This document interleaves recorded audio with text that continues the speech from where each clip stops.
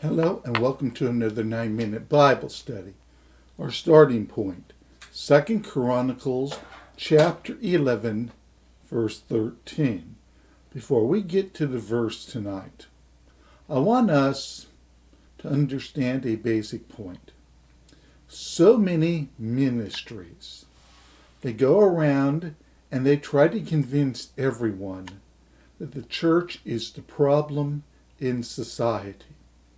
Then you have those in society who want you to believe that the church is the problem. In this series of lessons, I want to establish this basic truth. The church is not the problem in society. The problem in society is sin. The church is not sin. We are the believers in Jesus. We are not the problem. Sin is the problem. What is the church? The church is the solution to the problem. The church is not the problem. Repeat after me. The church is not the problem. The church is the solution. Let's go one step further. Believers in Jesus, we are not the problem. Those who believe in the Christ, the cross, and the resurrection, we are not the problems in this society.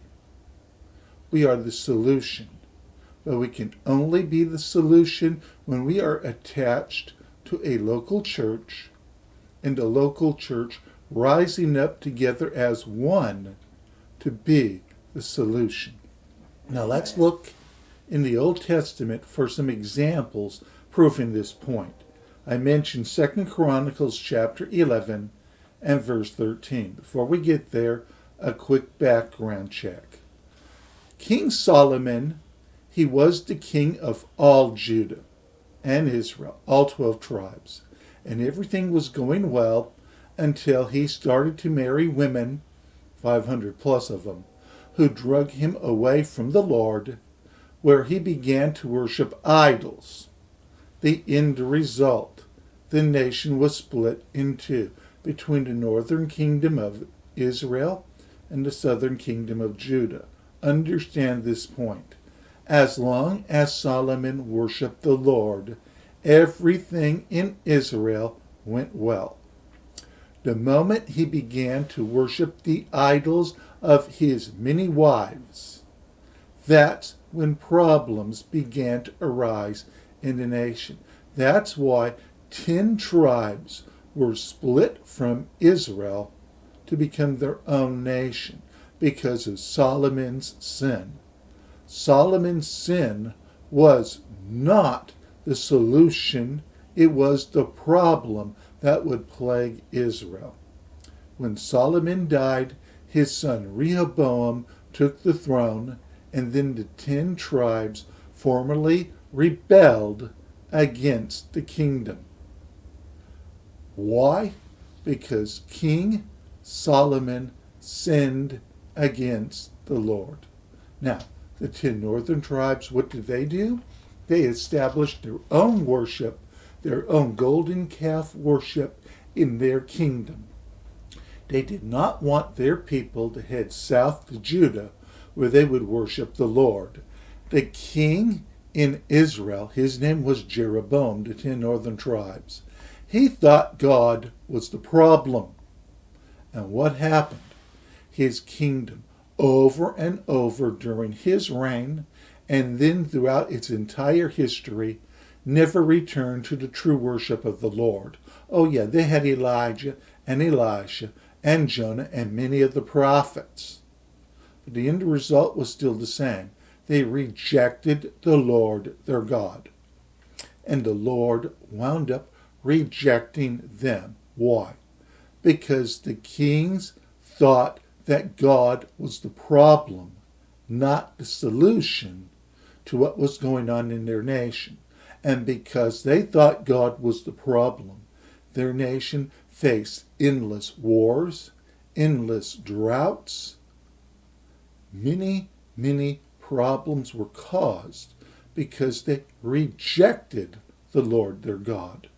Now the two southern tribes. Their king is a man by the name of Rehoboam. As we will see, at the beginning of his reign, he worshipped the Lord. 2 Chronicles chapter 11, verse 13.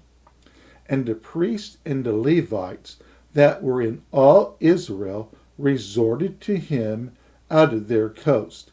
This means that the priests and the Levites from the 10 northern tribes, because their nation rejected the worship of the Lord, they went south to Judah and began to live there.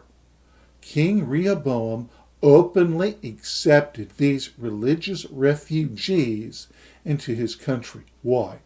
Because at first he worshipped the Lord his God. Verse 14. For the Levites left their suburbs and their possessions and came to Judah and Jerusalem, for Jeroboam and his sons had cast them off from executing the priest's office unto the Lord. The northern tribes stopped the priests from performing their duties in Israel. They left the country because they wanted to worship the Lord as they pleased, exercising the office of a priest as required by the Lord. Verse 11, and he, Jeroboam, ordained him priests for high places and for the devils. Let's call it what it is. Israel, the 2 northern tribes, idolatry, worshipped what? Devils. And for the calves which he had made. Verse 16. And after them out of all the tribes of Israel, such as set their hearts to seek the Lord God of Israel, came to Jerusalem to sacrifice unto the Lord God of their fathers. Those who were not allowed to openly worship the Lord in the 10 northern tribes. They moved south. They became part of the kingdom of Judah because they wanted to worship the Lord, their God, freely. What are we seeing here? We are seeing the nation of Judah blessed because they are, 1, worshiping the Lord, and 2, they are a safe haven for those who want to worship the Lord. The reason why the people from the north who worshiped the Lord were heading south was because they believed that the worship of the Lord was the solution to their problems, not the problem themselves. And as long as Rehoboam and the 2 southern tribes maintained this mentality, they were the solution, the blessed of the Lord. Let me read verse 17. So they strengthened the kingdom of Judah and made Rehoboam, the son of Solomon, strong 3 years. For 3 years they walked in the way of David and Solomon, meaning that they worshiped the Lord. As long as they worshiped the Lord, the blessings of the Lord came down from heaven into their lives. The worship of the Lord is the solution to the problems. It is not the cause of the problems. Let's flip this around. The rejection of the Lord is the beginning of trouble.